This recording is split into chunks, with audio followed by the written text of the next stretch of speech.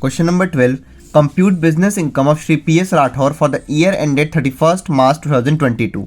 Net profit as per profit and loss account before charging the following 5,75,000. अब यहाँ net profit तो दे रखा है PL अकाउंट के अकॉर्डिंग, लेकिन ये सारे आइटम जो नीचे आपको दिख रहे हैं ये चार्ज नहीं किया गया है इसमें बिफोर चार्जिंग द फॉलोइंग. अब इसका मतलब क्या है?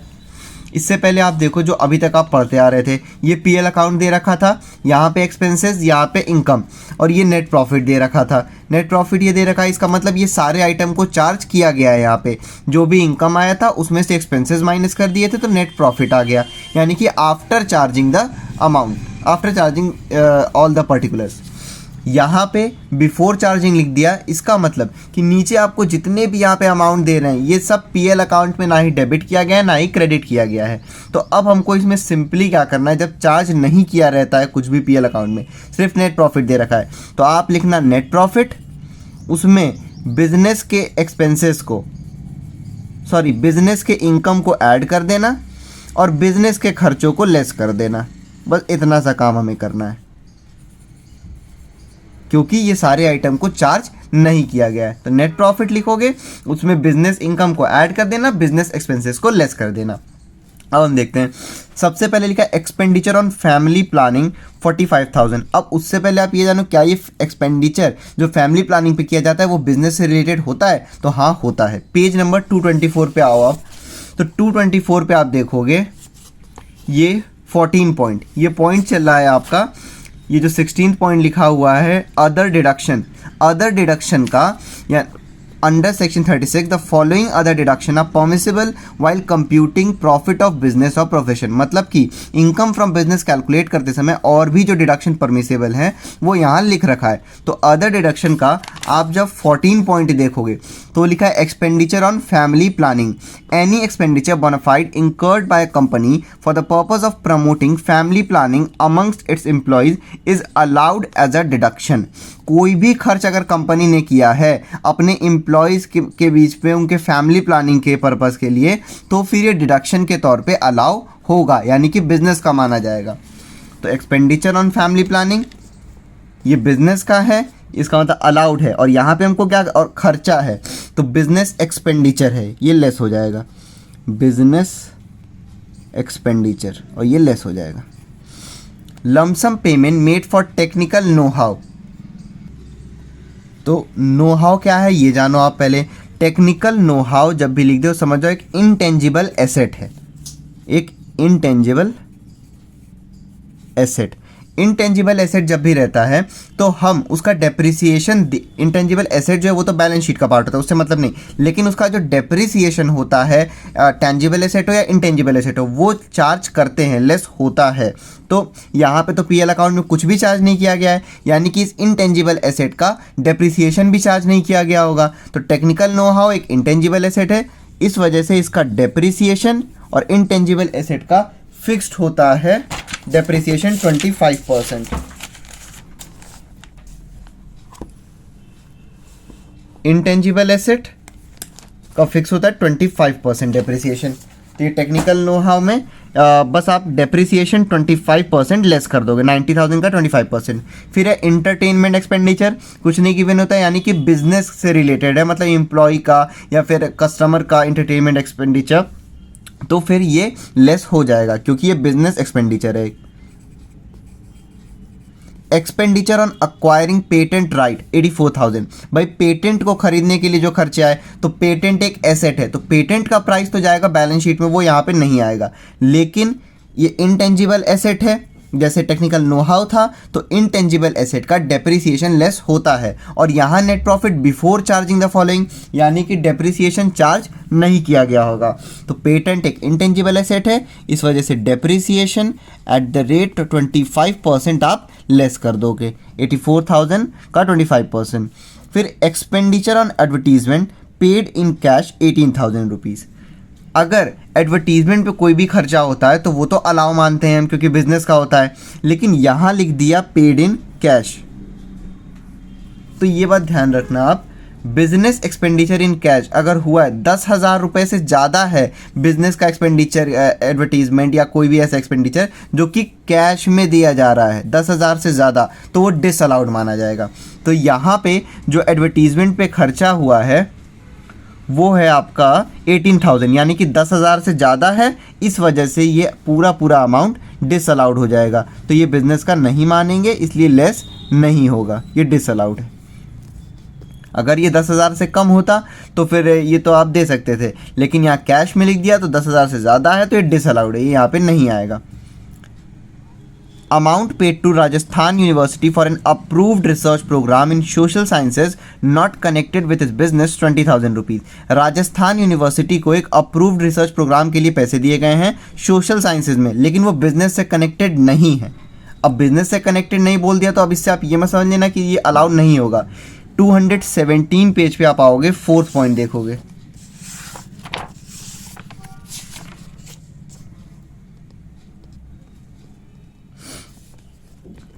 तो यहाँ पे ये 4th पॉइंट ये वाला है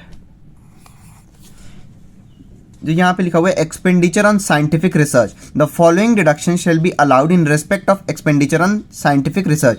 साइंटिफिक रिसर्च के लिए जो खर्चे हुए हैं वो ये सब डिडक्शन होंगे। तो उसमें आप जैसे ही ये 4th वाला पॉइंट पढ़ोगे, 217 पेज पे है ये, सम पेड फॉर सोशल और statistical research 100% of the sum paid to an approved research association or to a university, college or other institution to be used for research in social science or statistical research is allowed as deduction whether it is related or unrelated to the business of SSC। भाई simple सी बात कि अगर कोई खर्चा हुआ है research association को दिया गया है या फिर किसी यूनिवर्सिटी कॉलेज को दिया गया है कि वो सोशल साइंसेज में रिसर्च करें और वो बिजनेस से रिलेटेड हो या ना हो, ये एक डिडक्शन के तौर पे अलाउ होगा। लिखा है ना 100% जो सम है वो अलाउ होगा अगर किसी भी यूनिवर्सिटी कॉलेज या रिसर्च एसोसिएशन को दिया गया है सोशल साइंसेज में या स्टैटिस्टिकल रिसर्च में रिसर्च करने के लिए, तो फिर बिजनेस से रिलेटेड हो या ना हो 100% पूरा का पूरा अमाउंट लेस हो जाएगा।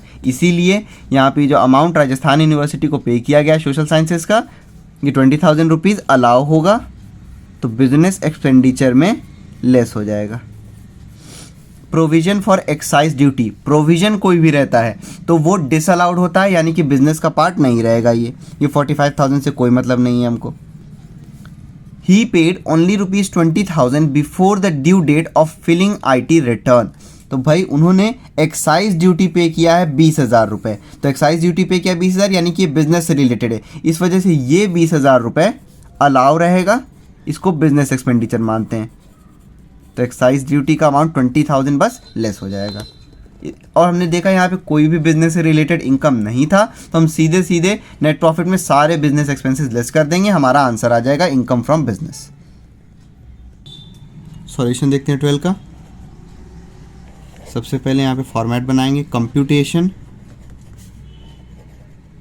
Of income from business.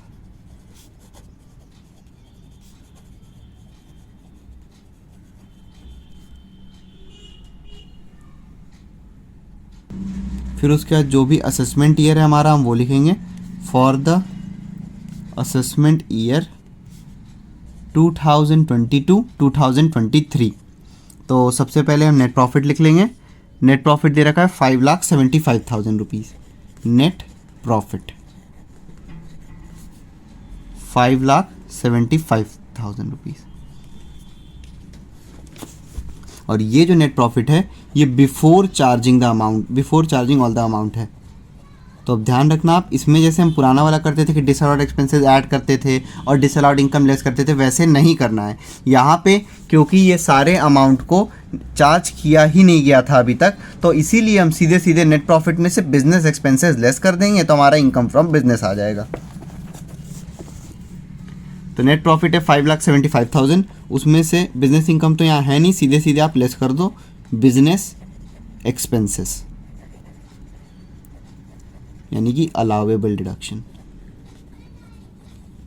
तो सबसे पहला एक्सपेंडिचर ऑन फैमिली प्लानिंग, तो वो अभी मैंने बताया पेज नंबर 224 पे आपको मिल जाएगा ये पेज नंबर 224 पे 14 पॉइंट है एक्सपेंडिचर ऑन फैमिली प्लानिंग। तो ये बिजनेस का मानते हैं, जब भी एक एम्प्लॉयर अपने एम्प्लॉय लोग को देता है कोई भी खर्चे इससे रिलेटेड तो ये अलाउेबल डिडक्शन है। एक्सपेंडिचर ऑन फैमिली प्लानिंग, ये अमाउंट दे रखा है 45,000 रुपीज़। उसके बाद है lump sum payment made for technical know how. Technical know how एक इंटेंजिबल एसेट है, तो ये तो बैलेंस शीट में जाएगा, लेकिन उसका डेप्रिसिएशन यहाँ पे लेस होगा। तो depreciation on technical know how, ये एक इंटेंजिबल एसेट है और इंटेंजिबल एसेट पे 25% डेप्रिसिएशन फिक्स होता है। तो अमाउंट है टेक्निकल नो हाउ का 90,000 रुपीज़। तो ये हो जाएगा आपका 90,000 का 25%, 90,000 रुपीज़ का 25%, ये आ जाएगा 22,500 रुपीज़। उसके बाद दे रखा है इंटरटेनमेंट एक्सपेंडिचर, तो ये भी बिजनेस से रिलेटेड होता है, इस वजह से लेस हो जाएगा। इंटरटेनमेंट एक्सपेंडिचर ये है आपका अमाउंट 30,000 रुपीज़, तो ये लेस हो जाएगा। उसके बाद दे रखा है expenditure on acquiring patent right. तो पेटेंट राइट एक इंटेंजिबल एसेट है, तो ये तो बैलेंस शीट में जाएगा, लेकिन इसका डेप्रिसिएशन अलाउेबल होता है एसेट का। तो डेप्रिसिएशन ऑन पेटेंट, पेटेंट का अमाउंट दे रखा है 84,000 रुपीज़ का 25%, क्योंकि ये इंटेंजिबल एसेट है। 84,000 का 25%, ये आ गया 21,000 रुपीज़। उसके बाद हो जाएगा इसमें एक्सपेंडिचर टू एडवर्टीजमेंट। तो एक्सपेंडिचर पे कोई भी खर्चा होता है तो वो तो अलाउड होता है, लेकिन क्योंकि यहाँ पे कैश में किया गया है, कैश में किया गया हुआ बिजनेस एक्सपेंडिचर अगर 10,000 रुपये से ज़्यादा है तो वो डिसअलाउड माना जाता है। तो यहाँ 18,000 रुपये दे रखा था, वो 10,000 से ज़्यादा था, इस वजह से डिसअलाउड, उससे कोई मतलब नहीं हमको। 6th पॉइंट में है amount paid to Rajasthan university, amount paid to Rajasthan university for approved research program in social sciences, for approved research program in social science। और आगे लिखा भी हुआ है कि not related with business। तो ये भी अभी मैंने बताया क्वेश्चन में कि पेज नंबर 217 पे आपको 4th पॉइंट दिख जाएगा इसमें, एक्सपेंसेस ऑन साइंटिफिक रिसर्च का 4th पॉइंट, कि किसी भी यूनिवर्सिटी कॉलेज को या रिसर्च एसोसिएशन को सोशल साइंसेस पे रिसर्च करने के लिए अगर कोई भी खर्चा हुआ है तो फिर वो 100% अलाउड डिडक्शन है। तो फिर ये अमाउंट दे रखा है इसका 20,000 रुपीज़, तो ये अलाउ रहेगा 20,000 रुपीज़। उसके बाद लास्ट है प्रोविजन फॉर एक्साइज ड्यूटी। कोई भी प्रोविजन होता है तो वो डिसअलाउड होता है, तो 45,000 से हमको कोई मतलब नहीं है, डिसअलाउड है। लेकिन नीचे लिखा है he paid 20,000 rupees before the due date of filing IT return. Income tax return भरने से पहले उन्होंने 20,000 रुपये एक्साइज ड्यूटी पे किया, पेड एक्साइज ड्यूटी। तो एक्साइज ड्यूटी एक बिजनेस का पार्ट है, बिजनेस का खर्चा है, इस वजह से ये अलाउ होगा 20,000 रुपीज़। इसके अलावा और कोई एक्सपेंसेस या इनकम नहीं दे रखा है, इसको आप पहले ऐड करके आउटर कॉलम में लिखोगे और नेट प्रॉफिट में से लेस कर दोगे। तो ये 45,000 plus 22,500 plus 30,000 plus 21,000 plus 20,000 plus 20,000, ये हो गया 1,58,500। इसको आप लेस करोगे 5,75,000 में से, ये आ गया 4,16,500 इनकम फ्रॉम बिजनेस।